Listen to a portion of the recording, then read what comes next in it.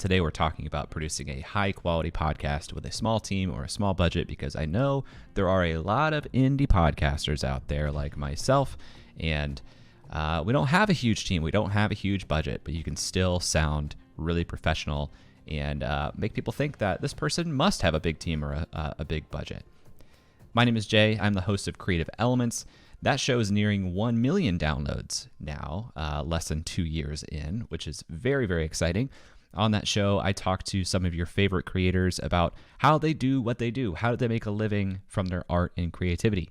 People like Seth Godin and James Clear, artists like Andy J. Pizza, Austin Kleon, Lauren Hom, Vanessa Van Edwards. It's really, really fun. And this is my cat, Baloo. No reason to show you Baloo other than I love him and he's adorable, and I thought you might like to look at him too. He's a Norwegian forest cat, and he's kind of a jerk, but we love him anyway.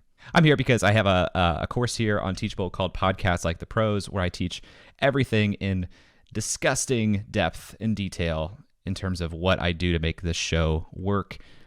It's gotten a ton of great reviews and feedback from the students. So all of this actually comes from that course. We have here 2.5, 3 lessons worth of kind of beginning content of that course out of 36 lessons. So lots to get through. Let's get into it. Podcasting is awesome. Literally my favorite thing. Because of Creative Elements, I've been featured on Stitcher, Pocket Cast, Castro, Apple Podcasts for a short period of time. And I've gotten to talk to people like Seth Godin, James Clear, Vanessa Van Edwards, Ali Abdaal, Matt Diavella, the guy who directed Minimalism, Pat Flynn. And the show has done really, really well. This was just the first year of its life. It broke 500,000 downloads. And as I said, I think I'll break 1 million downloads in January. I really wanted to get it by the end of this year, but it's looking more like January of next year. A lot of great reviews. This is an old screenshot, but we're over 200 5-star reviews now. And what makes me really happy and really pleased is that the creators who come on this show also remark that this was a different experience and a better final product than they are used to. David Perel, after he came on the show, shared it in his very popular newsletter.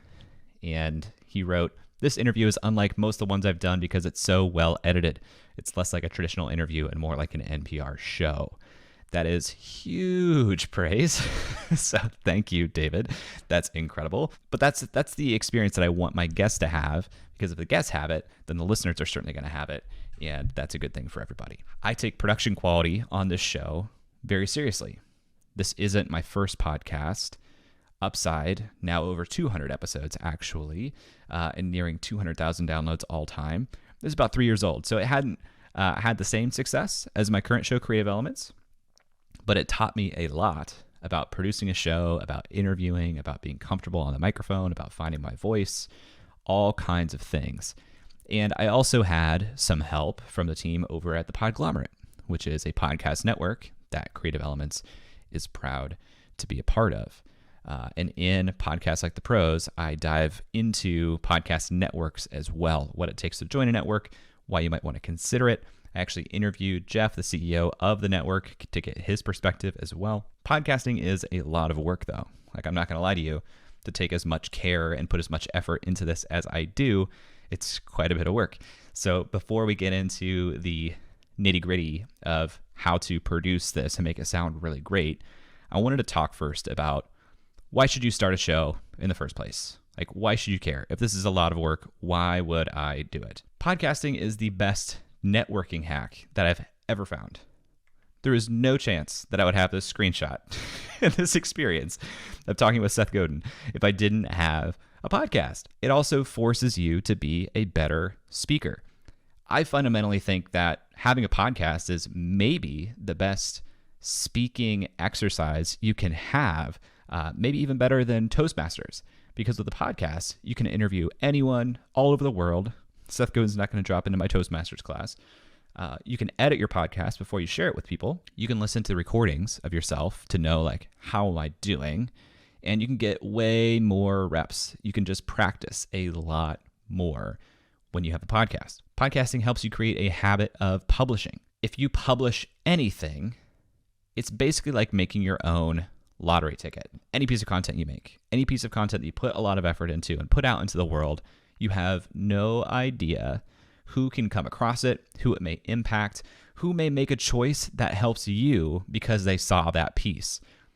The whole world runs on humans and decisions, and someone somewhere has the ability to make a decision that elevates you and can change your life. And when you create content, you put it out into the world, it's like printing your own lottery tickets. And then we have the case of, well, what if podcasting does go really well for me?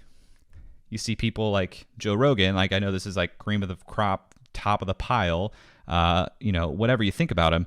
The guy from Fear Factor changed his life because of podcasting, like became one of the most well-known media powerhouses and influencers in the world because of a podcast. 10, 11 times as many listeners as Howard Stern, the #1 radio personality. And if we look at Joe's show, and this is like dated information, this is 2017 or 2018, but in 2017 or 2018, he was doing 200 downloads per month. If he was selling ads at an $18 CPM, which is low, he could be making anywhere between $64 and $240 million per year in podcast advertising revenue alone. That is bonkers. That is crazy. That is a lot of money. And podcasting is just getting more popular. More people are listening to podcasting all the time in the US. The average listener listens to 7 podcasts per week.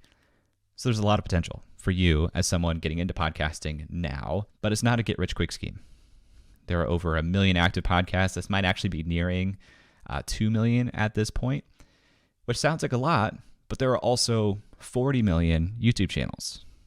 So to me, that just reeks of opportunity. Like, smells like opportunity. I've never done that before. I'm sorry. So if you're going to do it, if you're going to get into podcasting, you need to stand out because there are more people entering all the time. It's getting more competitive all the time. Even though there's still a lot of opportunity, that doesn't mean that it's easy for you to capture it. So some questions to ask yourself as you're starting your podcasting journey. What is the point? What is your goal in doing the podcast? And be really honest with yourself. Do you want to make money from it? Do you want to get new clients? Do you want to grow your own creative platform? Understand and be honest with yourself what your goal is for doing a podcast so you'll know if you're being successful or not. Who is it for? Who is going to listen to your show? What type of person are they? What do they believe in? What do they want out of life? What does it do for them, that person that you're targeting your show for? And is it already being done for them elsewhere? So let's use some real life examples. Let's talk about creative elements. My goal in creating that show, one, was actually revenue. I wanted to create a commercially viable show that did become a core part of my business model. That show is for aspiring and early stage creators. What it does for them is help them feel like they can reach the same levels of success as their heroes, and it gives them like a behind the curtain on the business side of being a creator. A lot of creators we follow, we love their work, but we don't often hear them talk about, but how did you get to do this full time? I did not think that was being done elsewhere, at least nowhere that had any real popularity or scale yet.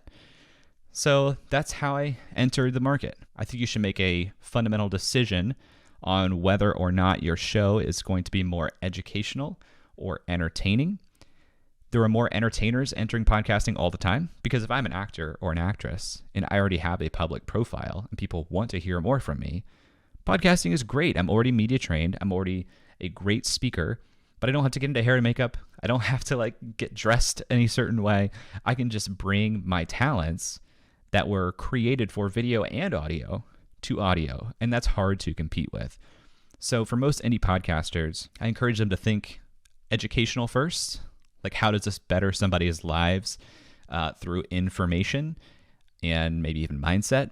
Of course, you want to also be entertaining. If you're not entertaining to some degree, people won't listen, but you really want to lean into like, what is it that I'm here to help people with? It's harder to compete with entertainers, just is. What is the format of your show? Will you have a co-host? It's nice to have a co-host. On Upside, I've had a co-host for 3 years. It's great because we don't have to do as much prep, because we have a natural rapport, so we can build off of one another. And while one person is speaking, the other person can kind of be planning like where we're going next. But it does create some scheduling challenges because I have to find time that works for him and me and our guest. It's just a third layer. Will you interview guests? A lot of people make the assumption that if you're going to do a podcast, you're going to be interviewing guests. Not necessarily true. There are a lot of great solo shows out there. You can mix and match. You don't have to be married to one format or the other long term. You can do both. Do you have any specific recurring segments? A lot of hosts will do this at the end of the show. They'll have like a couple of questions that they'll ask over and over again. Patrick O'Shaughnessy on Invest Like the Best likes to ask, like, what is the kindest thing somebody has done for you?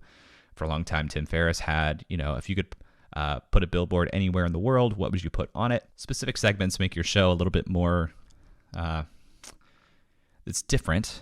It adds a level of like production sheen that a lot of shows won't do, and people look forward to it. What is your target episode length? How long do you want an episode of the show to be? Pre-pandemic, the average commute time in the US was 26.6 minutes.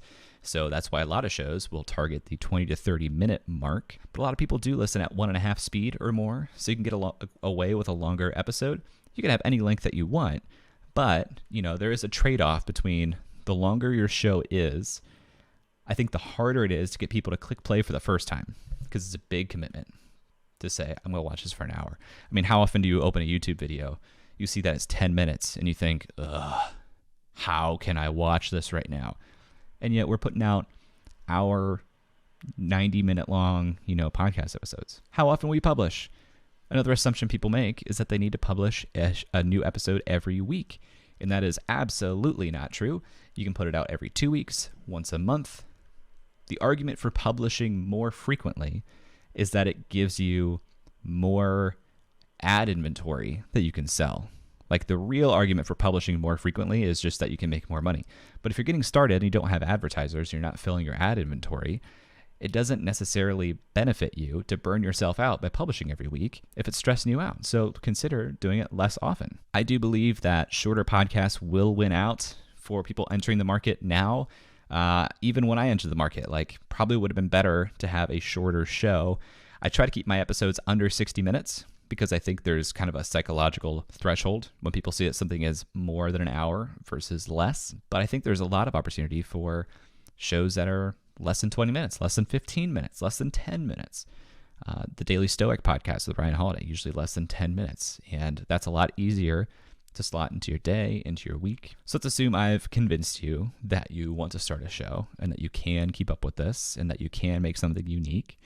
Let's talk about booking guests. If you're going to have guests, not every show needs guests, but if you're going to have guests, let's talk about how you book them. Because the quality of your guests largely determines the quality of your show. I have a transcript made for every episode of my show, and you'll see this in my process here coming up. I can see the percentage of time the guest is speaking versus the percentage of time I'm speaking, and it's kind of crazy. It's literally like an 80-20 on every episode, 80% guest, 20% me. So if 80% of your show is the guest speaking, it's easy to understand then why the quality of your guest determines the quality of your show. So when you're booking a guest, ask yourself, does this person have a strong understanding of the topic I want them to talk about? Are they able to articulate that understanding and their perspective well? There are some wicked smart people out there who have a really hard time taking their understanding and forcing it into language for people to understand. And if you can't articulate what you know so other people can learn from it, it's not going to be a great listening experience. Are they easy to listen to? They might have a lot of vocal tics, or maybe they have bad audio. Like, this is an audio medium, so you need to be considering, is this going to be easy to listen to and something I enjoy listening to, or is there going to be a lot of hurdles? And it's okay if there are a lot of hurdles. Like, it's great to have guests on that bring an international perspective and may have accents. They can bring a lot of insight, and that may not always be quote unquote easy to listen to, but it's worth it. It's not a end all be all. You just need to think, like, in this mix, is this going to work out nicely? Does this guest have name recognition to my audience? My show, most of the title of the episode is the name of the guest. And so if my audience doesn't recognize that guest's name, not a very compelling thing to click on. If you want to, lure people in to click play for the first time, they're probably going to click play when they recognize the person or the idea that you're leading with. So does that guest have name recognition with my existing audience? Does that guest have the ability to bring their own audience to my show? And not only the ability, but the likelihood of interest, a lot of people go on a lot of shows. People who come on Creative Elements, they do a lot of interviews. I know that when I share the episode with them, it'd be great if they share it, but a lot of them probably won't, because they're not going to share every episode of every podcast they go on, or it just becomes their content is a feed of their podcast guest appearances, which won't happen. So even if they do have an audience to bring to your show, I wouldn't expect that to be your core marketing strategy, unless you live in this wonderful space where you're talking to guests who have an audience, but still have kind of a chip on their shoulder, and they're trying to prove themselves. That audience is like raving super fans of their work, then maybe. But a lot of times it's not going to be the guest audience that drives your show. When you book guests, you should really reach high. There's this advice that kind of got cycled around the podcasting world that was like, if you're getting started, start with C-level guests. That'll get you to B-level guests, and eventually you'll build up to A-level guests. And I think you should go to the A-level guests right away, because it's a lot easier to book A-level guests when they see other A-level guests on your show. People get a lot of emails, people get a lot of pitches. If they read your pitch, they read your email saying, will you come on my show? They'll click the link, look at your show, try to see how many ratings and reviews you have, and also see what other guests have been on that show as a signal for, do people like me do things like this? Do people like me go on shows like this? So the earlier you get big name guests, the sooner you set the precedent. This is who I talk to. If you don't have personal relationships with anybody kind of at a high level or at one of those high levels, try to get an introduction when you can. If you can't get one, cold email still works really, really well. And when you reach out through cold email, there are a few ways or a few things that you should include. Tell them why you're reaching out. Like, be direct, be obvious. No guessing games here. I would love for you to come on my show. Include a short pitch of the show, short. Tell them how much time you need. In the beginning, I was saying, would you be available for a 45-minute remote interview? And then ask them or share them what they need to do to prepare, which should be like nothing. You really want to make preparation nothing for them other than clicking your scheduling link, booking a time. If you're reaching out to big name guests and you're asking them to fill out an entire guest questionnaire, like, it's just not going to happen. I'm not a big name guest, but when people ask me to come on their show and they're like, give me a bio, give me a headshot, give me a title, give me your website, give me any other links you want. Like, I get it. It's a lot of work, and I have that top of mind. It should be easy for me, but I don't want to do it. And I'm probably going to just ignore your email because you're giving me more work. So if you're reaching high, like, make your preparation very small, and then give them a generous window for recording. The worst thing is when someone sends me an email saying, will you come on my show? And it's great. It's so well written. Yes, I would love to come on your show. And it ends with, do you have time in the next week or two? No, I don't have time in the next week or two. Nobody has time in the next week or two. And any time that I do have the next week or two, I am protecting with my life. Instead, say, do you have 60 minutes for a remote interview in the next couple of months? Like, make the window so big that, of course, I have time for 60 minutes in the next couple of months. That is how you get people to say yes. Here is literally, people ask me all the time, how did you get Seth on your show? I started by building a little bit of a relationship. He had a program called the Podcast Fellowship. I took part in it with my other show, Upside. He wrote an email about podcasting be the new blogging. I responded to that email in October of 2018 and said, hey, thanks for this class that I paid to take. Because of it, our podcast that came out of that class was featured in Fortune magazine. And that was awesome. Thank you. So I was just saying thank you. No ask here. Just wanted to say thank you. Then when I launched Creative Elements, I just followed up on the same email thread because he did respond to it. So I just basically said like, hey, I'm starting a second show. My first show has over 100 episodes, 105-star ratings. Wouldn't be there without your course. I love podcasting so much. I'm starting a second show, and I want to come out of the gate strong. The goal of the show is to help creatives hear from their heroes about how to make a living from their art and creativity. I had some social proof, set up, interviewed James Clear, and he said, awesome, happy to do it next month if you want to pick some dates. Amazing. Similarly, when I reach out to guests that I don't have a relationship with, here's an email to Sarah McAllister of a company called Go Clean Co. They have 2 million followers on Instagram. And I start with, a point of connection. Your Instagram and Facebook group has transformed my apartment because my girlfriend loves it. She's been talking about you so much, and I've been following your story now, I think what you've built is incredible. If you're open to it, I'd love to interview on my podcast, Creative Elements. Here's the pitch.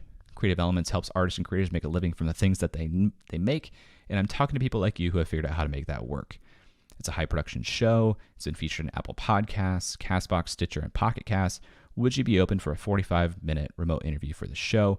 We have 28 episodes now. So you see, like, it's direct, it's to the point, and there's social proof all throughout to make them think this is a good use of my time. Sometimes if I'm getting an intro, I will pass basically the same email to someone who I know can make the intro so that they can just forward it.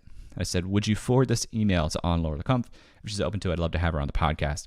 All the same information is right there. All he has to do is hit forward to Anne-Laure, say, do you want to go on the show? She responds yes. He replies all, introduces us. Easy, easy peasy. So now let's get into the workflow for how I produce the show once I've, figured out who I want to have on the show.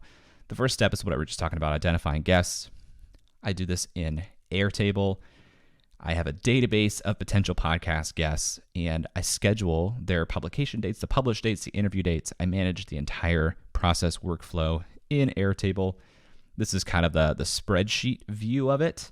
I'll show you some more screenshots inside of Airtable of how I move this along, but there's a status. Each, row is a guest, and there's a status of this is a target that I want to talk to, or this interview has been scheduled, or this interview has been recorded. I update the status in a Kanban board and move it along. I'll reach out to those guests once I have a target. This is that other Kanban view. You have targets, pitch sent, interview scheduled. I was going to try to highlight this, but I can't show my cursor. Interview recorded, scripting, in editing, final review, scheduled, and published. This is the whole process beginning to end, all the steps that I need to take. And by having this Kanban view board, I can basically manage and produce multiple episodes in tandem at different stages of the process. I email the guests and schedule using a tool called SavvyCal. This is what SavvyCal looks like inside. It's really easy. I open up specific blocks of time that people can schedule. They just click that. They give their name, their email address, their phone number, anything else they want me to know, and they get emailed a calendar invite with the call-in information, everything they need to do. No other prep. You just go to SavvyCal and you schedule, and we're good. I'll do the rest. They get this calendar invite that looks something like this with the URL of the Squadcast call-in link. Then I start preparing. And I prepare in Notion. I have a template for every episode that I make. Actually, when somebody schedules in SavvyCal, it creates a new page in Notion for me to start researching. And what I'll do here is I will define an episode goal for every episode. I recently spoke to Andy J. Pizza, the host of Creative Pep Talk, and I wanted to talk to him about translating your ideas into a message people can understand, because he's really good at doing a solo show and taking an idea and crafting it in a way with storytelling that people understand. I'll do research, and then I'll form my questions. And my questions are based on that episode goal. If I want to learn from him how to translate your ideas into a message people understand, if I want to talk about storytelling, the questions I'm going to ask are going to be related to storytelling. We do the interview, and Squadcast is what I use. A lot of people like Riverside. They're similar products. I'm just Team Squadcast. This is an old view of the UI. It doesn't quite look like this anymore, but we do it in Squadcast just like that. I save the individual recording files into DropBox, because in Squadcast or Riverside or Zencaster, it will give you individual audio files for each guest, and it records it at the point of input. So that's why I love Squadcast. When I talk to a guest, it's recording on their local machine and uploading to the cloud, so it sounds like we're in the same room. I take all the individual audio files out of Squadcast, save them to Dropbox, and I actually have an audio engineer who then mixes the interview. If you're just getting started and you don't want to take this quite as seriously as I do, this can kind of be like your last step or close to your last step. You might want to record an intro, but you can have an engineer mix all this together and you're done.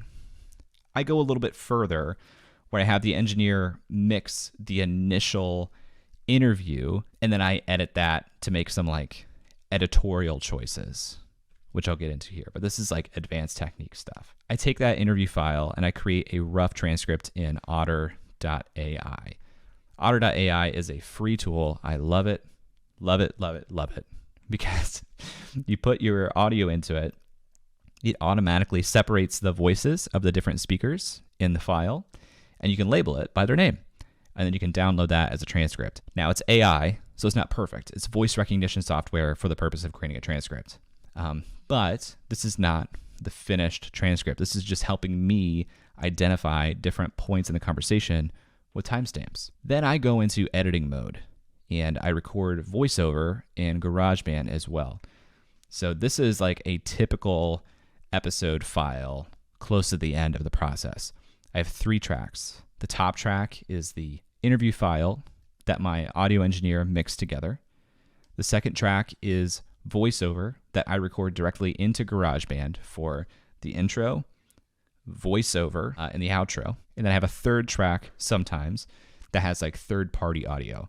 So this episode was with Matt Giovanisi. He has a blog that's all affiliate marketing, but he had made like a rap video one time for his website Swim University about pools, and it was hilarious. And we talked about it in the interview, so I got his permission to pull the actual audio into the episode. So instead of just hearing us talk about a thing, you could actually experience the thing, and then now we're all in on the joke. Sorry. And that's what makes the show different, I think, is I'll put the extra time to pull in these pieces of audio so we can all experience this together in real time. But you can see all the cuts here that I make in GarageBand, where I'm cutting out stuff that doesn't need to be there. Sometimes I'm moving parts of the conversation around. Sometimes I'm making space to create voiceover, because I use voiceover for multiple reasons. One, I use it to lead into and out of ad breaks. You can see around the 20-minute mark here and around the 34-minute mark, I have holes. Actually, I guess it's around the 30-minute mark. I have holes where I put in ads. And going into the ad break and out of the outbreak, I have voiceover. But by introducing voiceover into the show, also, if I ask a question in a stupid way, I can cover for it.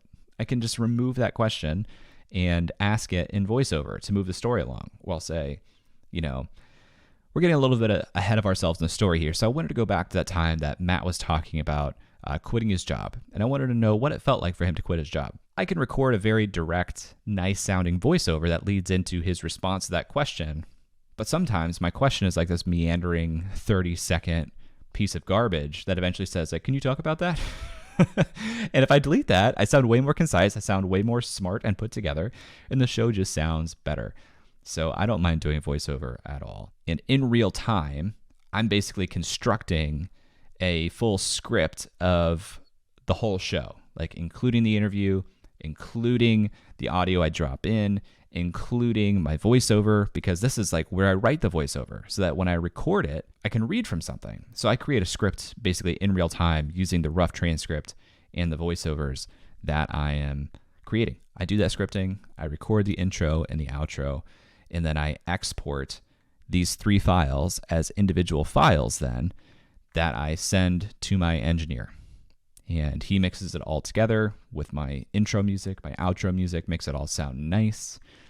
And then I basically do like a real quick spot check when I get the final file back, just to make sure that everything sounds okay, the transitions into music or third-party audio sound okay. I upload it to my hosting provider, which I use Megaphone. This is like the Cadillac of hosting providers. If you're getting started, you might want to use something like Transistor. I have it linked here and in the slides that you'll get after the talk here. But your hosting provider is what sends your episode information to the different podcast players. You enter the title, the description, a link, custom artwork if you want. You don't need to do that. I do that. You don't upload your podcast episode to Apple Podcasts and Spotify and Stitcher and all those players every week. You just put it into your hosting provider and they disseminate it to those different platforms. I re-upload that final file to upload to get like a final transcript. And then I upload it, or I bring in a VA from Upwork to clean that up.